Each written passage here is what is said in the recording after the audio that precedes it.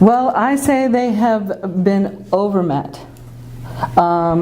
There has been so much money spent in this state in 2012, up to this date, that was ludicrous spending. That we don't need infrastructure of the state, we need community infrastructure. If the communities state their needs, we can meet them. The state, a lot of the things that we meet at a state level are federally supported.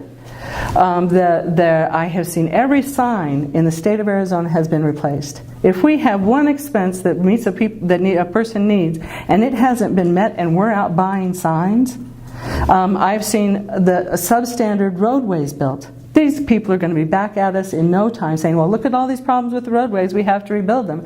They're made an excuse to put out substandard material, and we're going to have to pay for it again just to keep roads safe.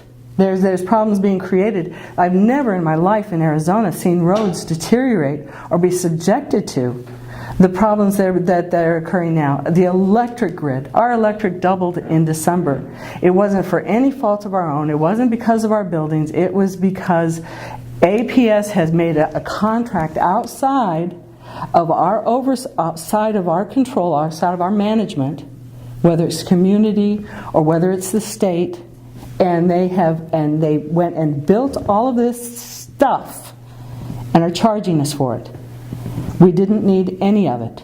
Arizona is a limited water state. If we're going to survive, it's going to be within the boundaries of the existing communities and us working to live as communities. Do we want to support people or do we want to support corporations?